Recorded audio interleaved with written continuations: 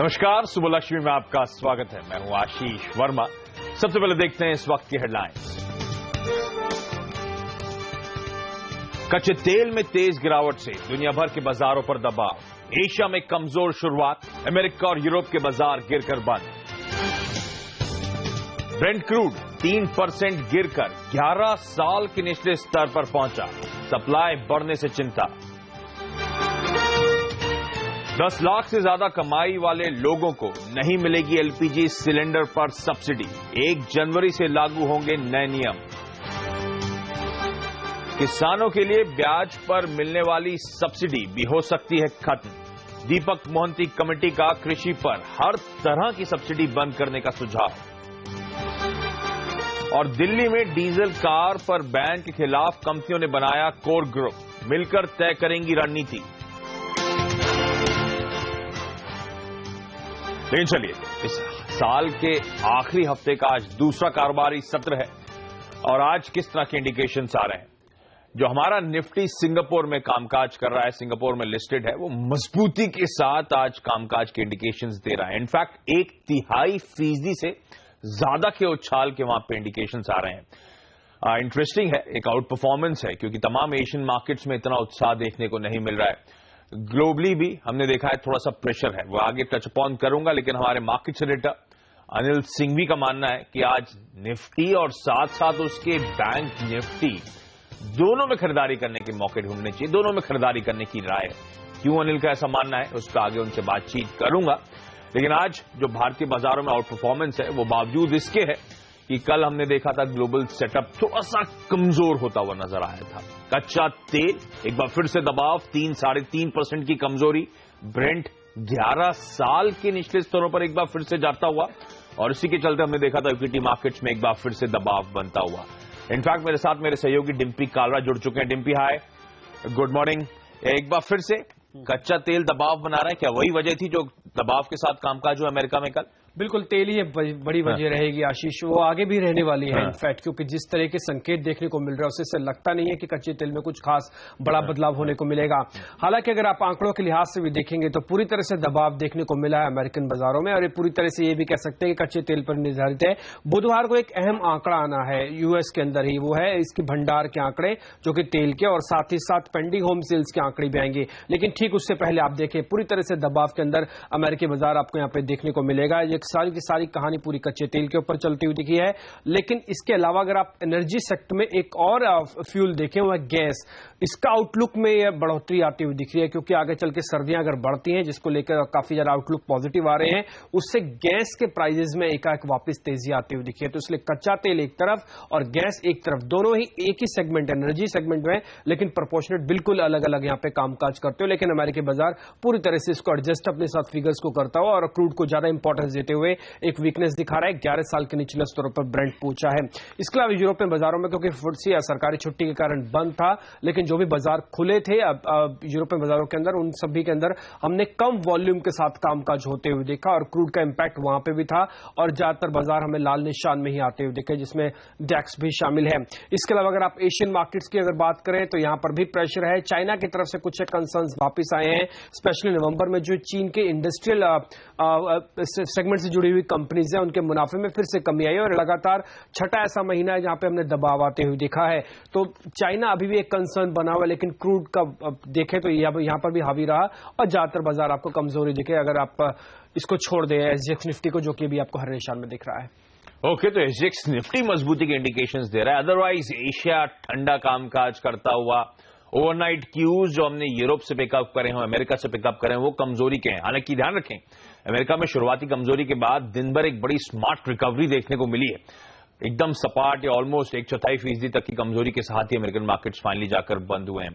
लेकिन कल आपको याद होगा भारतीय बाजारों में कहना चाहिए एक सैंटा रैली की तो एटलीस्ट शुरुआत होने के इंडिकेशंस मिले थे।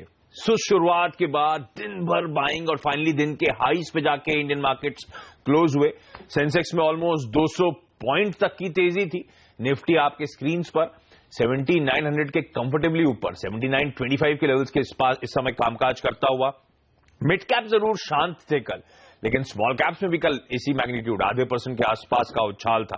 और सबसे इंटरेस्टिंग हाईलाइट थी कल के ट्रेडिंग सेशन में बैंक निफ्टी 1% के आसपास का उछाल था। तो इंटरेस्टिंग है और सबसे इंपॉर्टेंट कि इस हैवीवेट पॉकेट बैंक्स की तरफ से अब भारतीय बाजारों में सपोर्ट आता हुआ। लेकिन क्योंकि ग्लोबल क्यूज थोड़े से ठंडे हैं, क्या वाकई एक सैंटा रैली की शुरुआत हो चुकी है? क्या उम्मीद करूं आज के ट्रेडिंग सेशन में भी हरे निशान के साथ कामकाज होगा? हमारे मार्केट एडिटर अनिल सिंह भी हमारे साथ जुड़ चुके हैं। अनिल, क्या करना चाहिए आज? कल आपने कहा था कमजोरी में खरीदारी करके चलें, आज इंडिकेशंस ही 1/3% के आसपास की मजबूती के आ रहे हैं। बिल्कुल, रुझान में कोई बदलाव नहीं है आशीष, और लगता है कि अभी भी तेजी के साथ ही बाजार में बने रहना चाहिए। डेटा काफी मजबूत है और धीरे धीरे बाजार जिस गति से ऊपर जा रहा है वो ज्यादा बेहतर है कि अचानक उछल नहीं रहे। कल जिस तरह की तेजी हुई उसके बाद अब बाजार बहुत अहम लेवल के नजदीक पहुंचने की कोशिश में, अगर आज गैप से खुल जाए ऊपर तो, और वो लेवल है 7,980 8,000 के आसपास का। ठीक है, वहां पर मेरी राय ये होगी कि अगर पिछले कुछ दिनों में आपने हमारी राय पर खरीदारी की तो थोड़ी प्रॉफिट बुकिंग करें और करेक्शन का इंतजार करें। मैं ये नहीं कह रहा कि वहां पर बाजार टॉप बना देगा और वहां से ऊपर नहीं जा सकता, लेकिन एक बार की 8,000 के आसपास मुनाफा वसूली आएगी, क्योंकि वहां पर पोजीशंस काफी बनी हुई है और वायदा कारोबार की एक्सपायरी के हफ्ते में बाजार पोजीशंस के लेवल्स को बहुत रेस्पेक्ट करता है। तो वहां से थोड़ी सी प्रॉफिट बुकिंग आ सकती है, फिर इंतजार करें। लेकिन मेरा ये मानना है 7,880 7,900 बेहद स्ट्रॉन्ग सपोर्ट है, उसको स्टॉप लॉस मानकर अब भी तेजी की पोजीशन में बने रहना चाहिए। बैंक निफ्टी भी 17,100 17,300 की तरफ बढ़ने की धीमे धीमे कोशिश कर रहा है। तो ओवरऑल संकेत सारे बाजार में पॉजिटिव साइड पर ही है।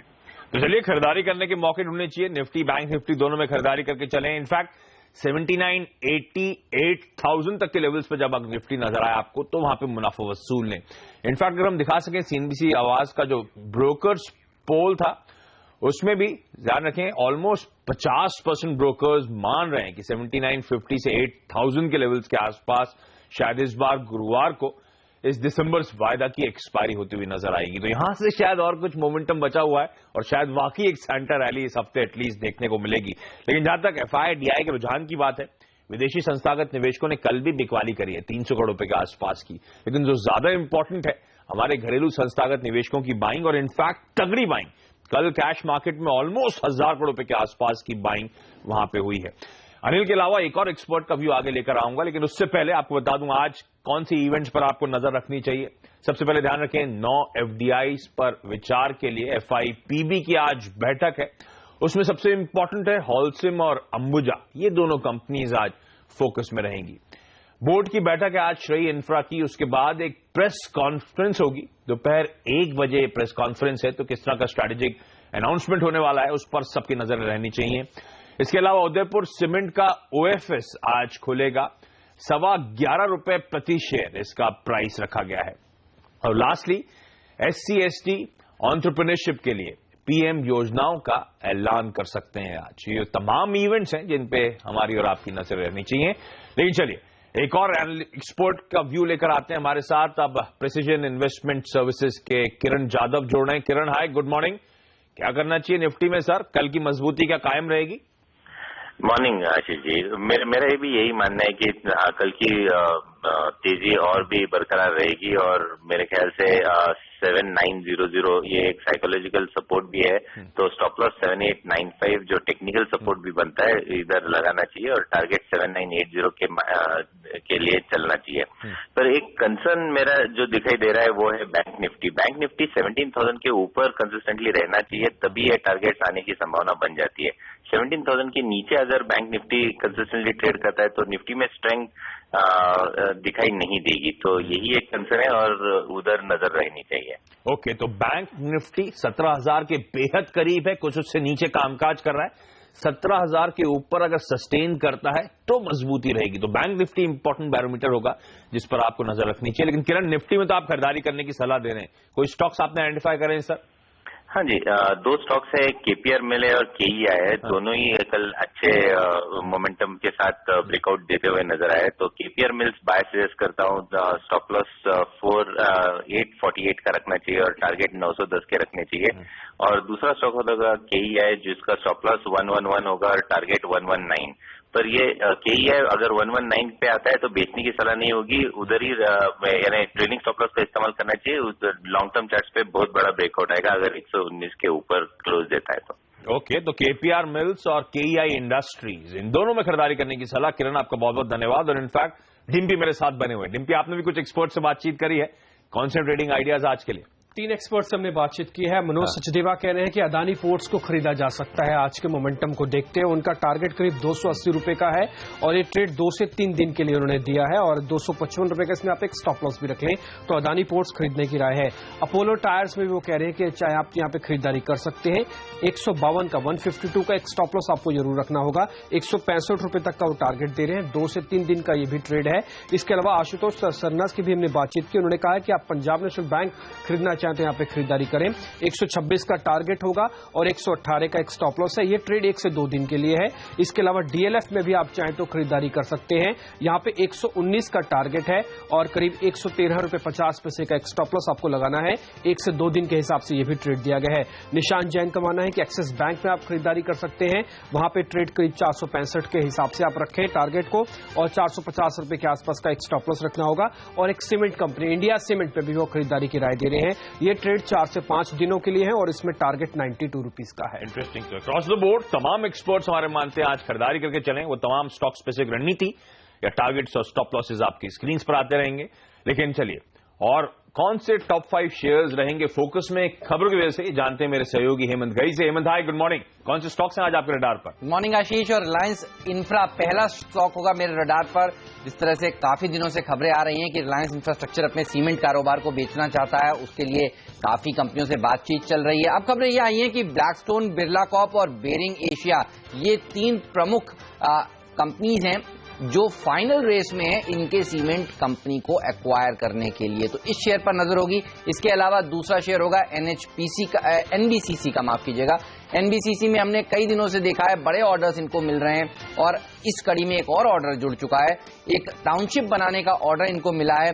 नाबीनगर पावर जनरेशन जो थर्मल पावर प्लांट है, जिसमें एनटीपीसी और बिहार स्टेट पावर जो जॉइंट वेंचर है उसका, वहां पर एक टाउनशिप बनाएंगे और ये ऑर्डर है 328 करोड़ रुपए का।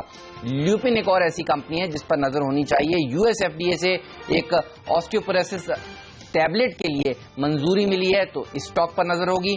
और एडुकॉम पर भी नजर होगी। काफी दिनों से चर्चा चल रही थी कि ये अपने नॉन कोर एसेट्स को बेचना चाहती है, कर्जे घटाना चाहती है, और अब यहां पर खबरें आती हुई कि कुछ लैंड और बिल्डिंग इन्होंने बेची है। हालांकि एग्जैक्ट डील के डिटेल नहीं आए हैं, कितने रुपए इनको मिलेंगे, कुछ औपचारिकताएं अभी बाकी हैं उस डील को पूरी होने में, लेकिन जल्द उस डील का औपचारिक ऐलान होगा, ये भी कंपनी ने कहा है। स्टरलाइट टेक्नोलॉजीज 5वां शेयर जो रडार पर है, यहां पर 2600 करोड़ रुपए का एक ओडिशा ट्रांसमिशन प्रोजेक्ट इनके हाथ लगा है। ध्यान रखिए, ये सबसे कम बोली लगाने वाले प्लेयर्स में से थे। जो बोली इनके नियरेस्ट कॉम्पिटिटर ने लगाई थी उससे 10% कम इन्होंने बोली लगाई थी, इसीलिए इनके हाथ ये प्रोजेक्ट लगा है। अडानी ट्रांसमिशन, एसएल इंफ्रा जैसी कंपनियां थी जिन्होंने बोली लगाई थी। तो स्टरलाइट ग्रिड को ये ऑर्डर मिला है, लेकिन स्टरलाइट ग्रिड क्योंकि होली ओन सब्सिडरी है स्टरलाइट टेक्नोलॉजीज की, तो इस शेयर पर भी आज नजर साफ तौर पर होगी। ओके, तो तमाम स्टॉक्स हैं जो आज खबर की वजह से हरकत पर रहेंगे। 5 के पंच हैं ये हेमंत के, इनको आप रडार पर रखें, फोकस पर रखें। इसके अलावा ध्यान रखें, जैसे हम हाईलाइट भी कर रहे थे, एसीसी, अंबुजा, ये दोनों आज फोकस में रहेंगे क्योंकि एफआईपीबी की बोर्ड बैठक है आज, जहां पे 9 एफडीआई प्रपोजल्स पे विचार होने वाला है, जिसमें होलसेल एसीसी का केस पे भी विचार होगा। श्री इंफ्रा, जो मैं पहले भी हाईलाइट कर चुका हूं, आज दोपहर 1 बजे कोलकाता में इस कंपनी के बोर्ड की बैठक है। उसके बाद कहा जा रहा है कुछ स्ट्रैटेजिक बिजनेस डिस्कशन होगा उस बैठक में, उसके बाद एक प्रेस कॉन्फ्रेंस होने वाली। तो श्री इंफ्रा एक और काउंटर होगा जो आज आपके रडार पर रहना चाहिए। और फाइनली उदयपुर सीमेंट्स, जहां पे ओएफएस आज से खुला है, प्राइस 11.25 रुपए प्रति शेयर फिक्स करा गया है। इसके अलावा फंड एक्शन हुआ है और तगड़े फंड एक्शन कल हुए हैं, लार्ज ट्रेड जिसे हम कहते हैं। पीएम इंडस्ट्रीज पहला काउंटर है जहां पे DSP black rock mutual fund ने 1 लाख शेयर 779 रुपीज 50 पैसे पर खरीदारी करी है। प्रभात डेयरी, इस स्टॉक में भी कल रिलायंस कैपिटल ने ऑलमोस्ट 27.5 लाख शेयर्स खरीद डाले हैं। 148 रुपए 149 इनफैक्ट उस लेवल्स के आसपास ये ट्रेड हुआ है।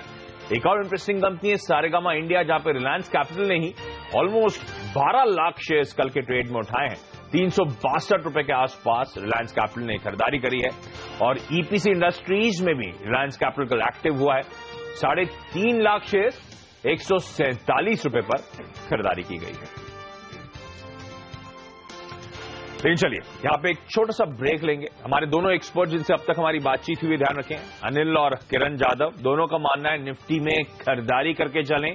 इनफैक्ट दोनों की बातों से लग रहा है वही 79-88,000 तक के लेवल्स हैं। अगर वो निफ्टी पे नजर आए तो मुनाफा वसूल लें, लेकिन अभी मजबूती के साथ कामकाज शायद देखने को मिलेगा।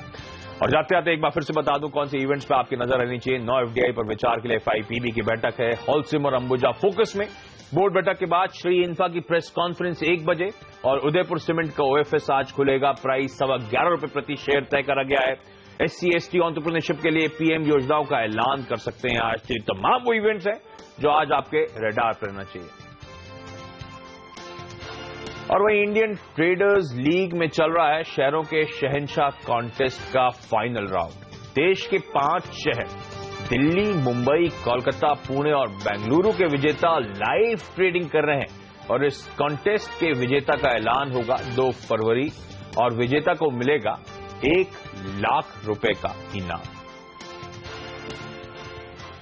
चलिए यहाँ पे वक्त तो चला एक छोटे से ब्रेक का। मैंने हाईलाइट करा था दुनिया भर के इक्विटी मार्केट से दबाव बनाया कच्चे तेल की कमजोरी ने। इनफैक्ट ब्रेक के बाद फोकस करेंगे कमोडिटी और करेंसी मार्केट्स पर, खास तौर पे कच्चे तेल में, क्योंकि ब्रेंट अब फिर से 11 साल के लोज के आसपास है। छोटे से ब्रेक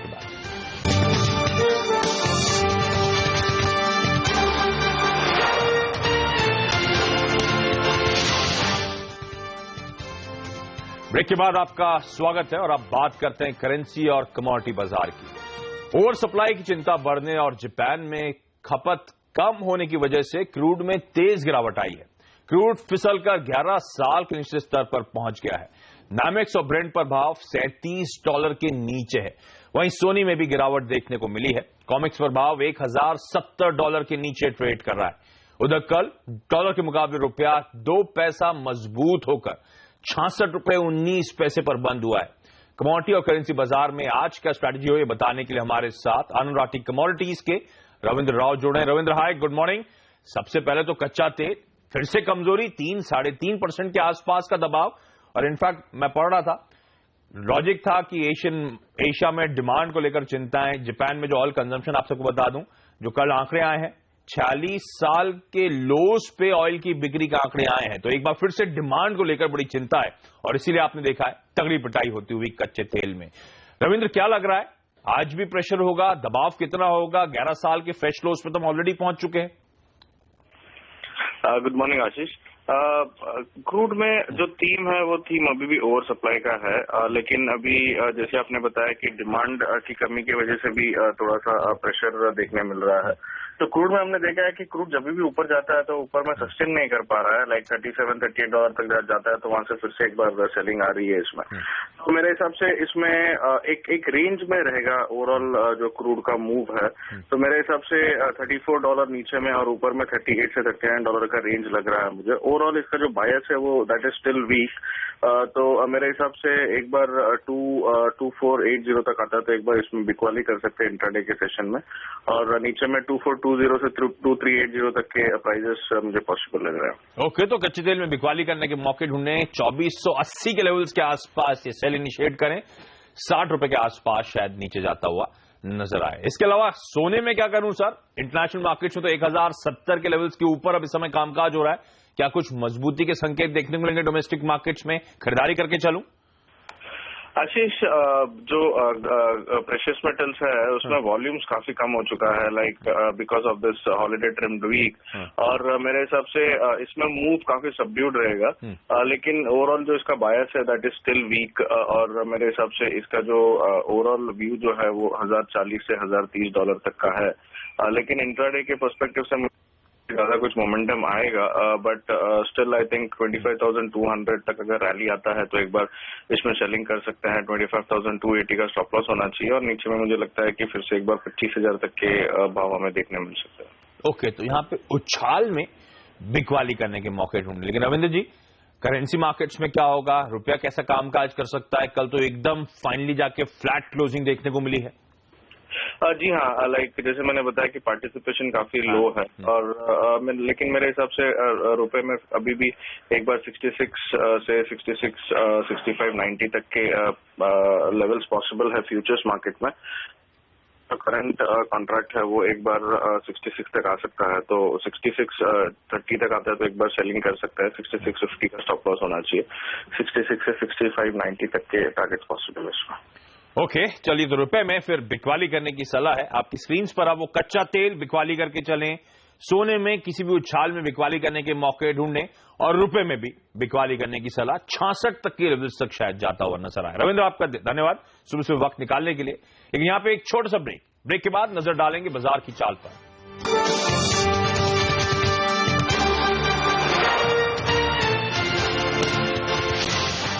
ब्रेक के बाद आपका स्वागत है। और एलपीजी सब्सिडी पर सरकार ने बड़ा कदम उठाया है। 1 जनवरी से ऐसे ग्राहकों को सब्सिडी का फायदा नहीं मिलेगा जिनकी खुद की या उनके पति या पत्नी की टैक्सेबल इनकम 10 लाख रुपए से ज्यादा है। फिलहाल इसके लिए ग्राहकों को नया सिलेंडर बुक कराते समय आय का ब्यौरा देना होगा। सब्सिडी जरूरतमंद लोगों तक पहुंचे, इसलिए सरकार ने यह फैसला लिया है। इससे पहले सरकार ने अमीर लोगों से खुद सब्सिडी छोड़ने का आह्वान किया था, जिसके चलते करीब 57 लाख लोगों ने सब्सिडी छोड़ दी थी। चलिए, एग्जीक्यूटिव फ्लीट दिखा रहा है 1/3% के आसपास की मजबूती। लेकिन सुबह लक्ष्मी में आज के लिए इतना ही। वक्त तो चला एक छोटे से ब्रेक का। ब्रेक के बाद स्टॉक 2020। नमस्कार।